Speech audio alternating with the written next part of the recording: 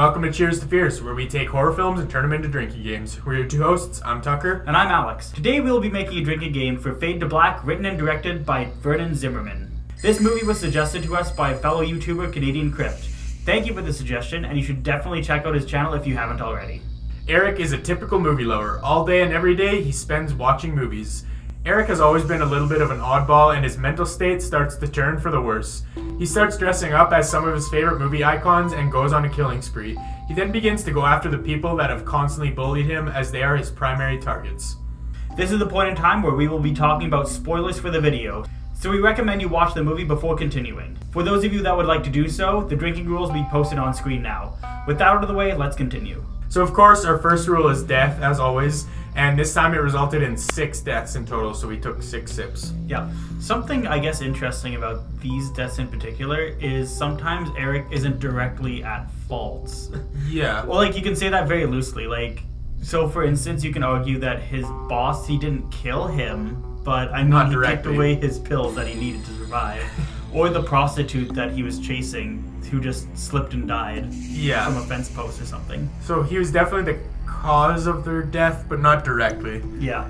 And another point to make about deaths is it seems like he was targeting people like that have wronged him or bullied him in some way, like we mentioned in the synopsis.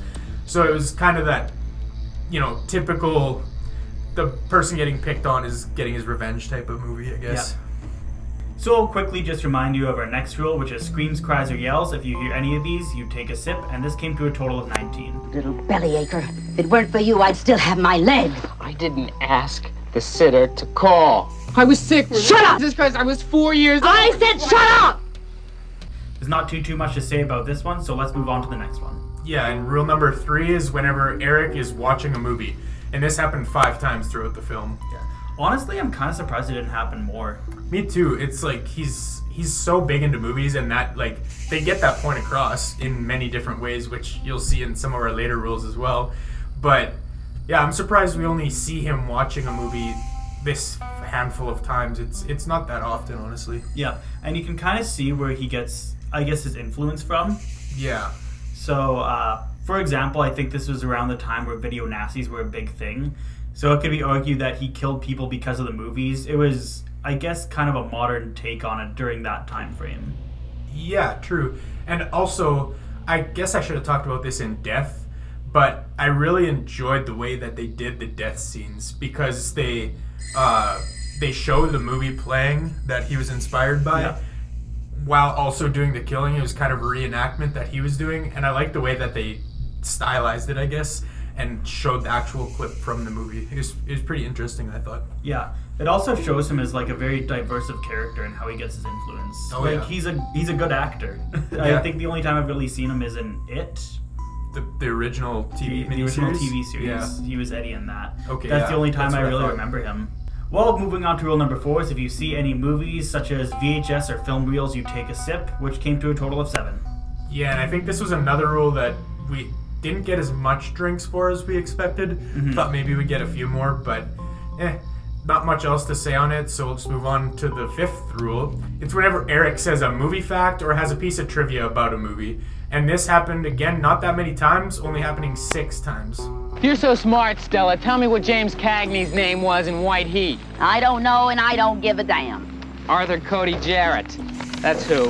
Stop filling your head with all that useless trivia. Yeah, it just kind of shows his dedication towards movies. Not really much to say. So, again, we'll move on to rule number 6, which is whenever somebody makes fun of or bullies Eric. And that came to a total of 10 sips. Yeah, and again, this is kind of just the point where he kind of breaks, and that's why he starts killing people. And it's like we said a couple times already, it's the reason he starts killing people, and it makes the movie, I guess. Yeah, it's just kind of a build-up towards it, I suppose. Yeah, exactly. So moving right along to rule number 7, it's whenever somebody mentions that Eric watches movies, and this happened 7 times. It's pretty much whenever someone calls him out for watching too many movies, or, you know, they just make fun of him half the time for watching movies too. Yeah, it's generally people belittling him for watching movies. Yeah, so whenever that happens, take a sip. Well, look here. Mr. Smart fell asleep with his nose buried in the screen again. Moving on to rule number 8, we got whenever Eric dresses up as a movie character, and that came to a total of 6 sips. Yeah, and it's kind of something that makes the movie unique as, I guess, kind of a slasher movie. It's interesting to see, and we kind of see it in Terror Train, where he's dressing up as different characters. Yeah. But I like the way that they did it in this one a lot more. Personally, that's just how I felt about it. Yeah, I completely agree, actually. I feel like this was... I'm not sure which movie came first, actually. I think they came out very close towards one another. It was the same year. I don't know down to the month when they were released, so... Pretty close. But anyways, I just feel like it matches a lot more. It has a little bit more to do with the story since he's actively watching these movies and taking resemblance after these characters. And then reenacting the scenes from those movies, which it just makes more sense to wear the costumes rather than wearing costumes at a New Year's Eve party. Yeah, exactly. Now on to rule number 9. It's pretty straightforward. It's whenever there's a title of a movie said, and this happened a lot more often than some of the other rules, giving us 18 sips in total. Yeah, I guess some of them you may or may not know, but I feel like a lot of them are pretty easy to pick out, such as Casablanca. I'm not sure if Halloween said or Dracula, for instance. Dracula, like, there's some Black other... Lagoon. That's the one I was gonna say. What was the name of the movie that Tom Yule took you to see in 7-Year Itch? I forgot. Is it famous? It's a horror movie. He was green, he was slimy. Oh my God. Frankenstein. The werewolf. Now you're just guessing. It was a creature from the Black Lagoon. There's a lot that are pretty well known, especially if you're into like older movies, I guess. That's where most of them are, is they're older movies. So, and sometimes you can just kind of recognize that he's talking about a movie, so you can kind of use common sense in a lot of cases, I guess. And moving on to the final rule for this drinking game, we have whenever Eric is quoting a movie or talking in an accent, you take a sip. This just kind of shows, I guess, a couple of things. One of these days, you're gonna eat those words, Stella. Wipe that smirk off your face. It kind of shows his descent into madness along with his antisocial lifestyle. Just kind of always watching movies, so that's all he really knows to quote, kind of. Yeah, and it's like he almost really fully embodies these characters when he has these accents on or whatever. We can help you, Eric. Who? Binford, you're out of your fucking mind! Who the hell is Eric Binford? Anyway, that wraps up all the rules, and we'll go on to the totals for this movie now. It gave us a total of 93 sips, which is the equivalent of drinking 3 standard 12-ounce cans based on our 30 sip per can scale. So I guess in saying that, drinking to the movie really wasn't too bad? No, it was pretty middle of the road like a lot of our other ones. Actually, it's probably a little less than average for our channel. Yeah, but especially for like quote-unquote slasher movies, right? Yeah, exactly. So this movie reminds me a lot of Censor, which I think we've talked about a little bit on the channel, but not too much. Yeah, we talked about it in our 2021 live ranking video, I guess. That's the only time I think we've talked about it. I think so. It reminds me in Censor in terms of, I feel like both characters kind of lose their sanity. It's about video nasties. I feel like it's a little bit different in terms of time period. So this was actually a thing when video nasties were, I guess, considered to be like alive and well. Yeah. Whereas now you can pretty much put whatever you want on any platform. Yeah. And yeah, when I was watching this, I wasn't really thinking about that. But after you make those points, like, it does make a lot of sense. And even the characters in the movie were both watching movies in the like in the plot of the movie. The plot of the movie, the characters were watching movies. So I mean, yeah, there is a lot of correlation, I guess, that I didn't even think about when I was watching it. But it's a good point. Yeah, I feel like they're completely different styles, though. Oh yeah, for sure. Yeah. And that's probably why I didn't even think about it, because they're done so differently. And I guess another point about the movie that I liked, it was an interesting character study.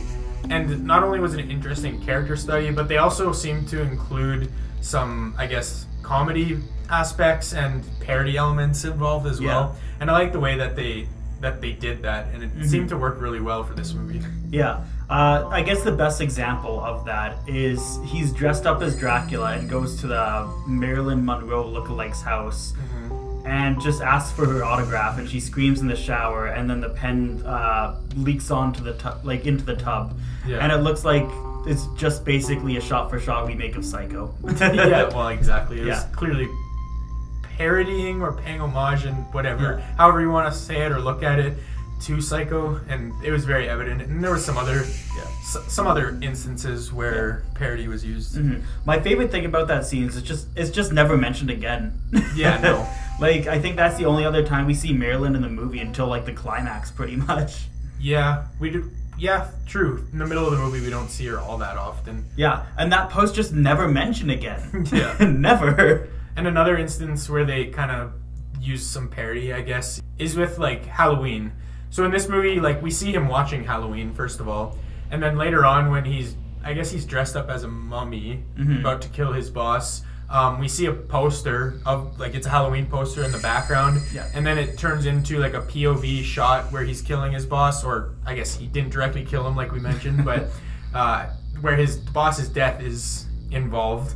We see a POV shot. So I feel like that was another, like, paying tribute or, again, parody of Halloween. Yeah, and like I honestly thought he was going to be dressed up as Michael Myers in that. Yeah, no, exactly. I honestly thought that just because the way that they shot it, it would have made perfect sense, and I thought it would have been funny. They probably couldn't have gotten away with it because of like IP. They wouldn't have owned the rights to it or the license to it, so they probably couldn't have got away with that. More than likely. And that's why they talk about a lot of the older movies, is because like they're public domain, so they could actually like talk about them and show them in the movie. So that's why they do use a lot of old movies. Yeah, I guess they did take Halloween into the movie though.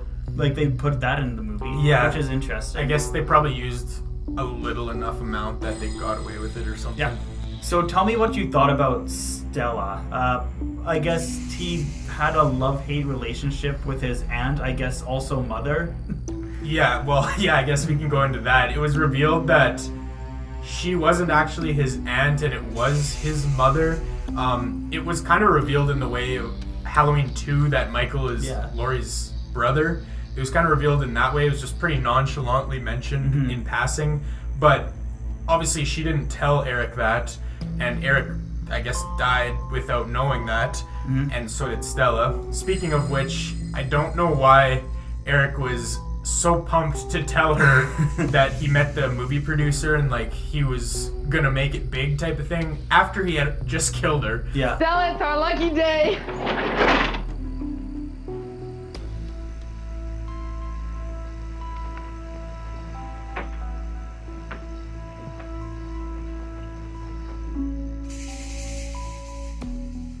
It was I guess it was kind of weird, but also it just made me feel for him more because you could kind of see how he was going crazy and losing it a bit. And like also I think it was a few scenes like prior to that, he was literally using his mom's ashes as an ashtray.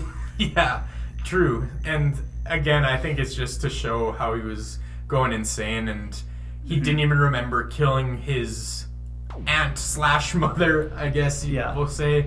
And I think because, like we talked about before, he goes into all these characters, and when he does, I feel like he's just fully believes he's that character, and when he gets to, you know, being himself, he's just himself. He kind of forgets what he was doing. It's almost, I don't know, like for sure. An identity crisis, kind of? Yeah. I don't know what you're talking about. The name is Jarrett. Got it? Cody Jarrett. So, final thoughts. What did you think about the movie? I really enjoyed it, actually, and this was my first time ever watching it. I think for you too. Yeah. But I don't know. I feel like it was done super well and almost ahead of its time in some ways. Oh yeah. Just the way that they were portraying characters, like dressed up as characters, and like it was done so well. And like we mentioned, Dennis Christopher did a really good job acting as those characters as well as being Eric in the film. So I really like that aspect, and like I said before with the deaths, the way that they showed the actual scene from the movie and then was kind of going back and forth between this movie and the scene from the movie that it was replicating. I really liked the way that they did that. So I don't know, it was just a fun movie to watch, I guess. Yeah, it was really ahead of its time, actually. I was kind of surprised. I feel like it's one of the better kind of 80s slasher movies, but I feel like almost nobody really knows about it. Or at least I honestly didn't hear about it until it was recommended to us. Yeah, I know, and I haven't heard about it before either, and that's, I guess, thanks to Canadian Crypt for introducing it to us. Yeah. Well, now let's move on to the awards ceremony, where we award one not-so-lucky nominee, the Darwin Award. This award goes out to a character who made a stupid decision that resulted in them getting killed, somebody else getting killed, or simply resulting in something bad happening that could have been easily avoided. This award can also be given to a character that is just plain dumb. Here are the nominees. Today's first nominee is Marilyn, for going on a date with some random person instead of remembering that she had another date in the same night and ditching Eric. This event likely played a major part into Eric's descent into madness. Gallagher is the final nominee for not trusting Moriarty's judgment because if he had done so, he would have likely found out that Eric was the killer. Furthermore, he doesn't secure the scene of an active shooter as there are several bystanders overlooking the whole incident that could have been easily shot. And the winner is Gallagher. He does not trust qualified people to give him information, even though that information would have led to finding Eric much sooner. And with all that being said, we hope you enjoyed our look into Fade to Black, recommended to us by Canadian Crypt. If you end up playing the game alongside the movie, or if you have any other feedback or suggestions, let us know in the comments below. Also let us know in the comments if this is one of your favorite horror movie parodies, or even if it's considered as one. Make sure to like and subscribe to the channel so you don't miss next week, where we are going to be making a drinking game for every entry in the Paranormal Activity universe. If you want to check out our most recent video, click on the box on the top right. Or if you want to see a playlist of all the drinking games and movies you review, click on the box below it. Thanks for tuning in, and this is us saying, cheers to fears. This is Arthur, Cody, Jared, and this is my story.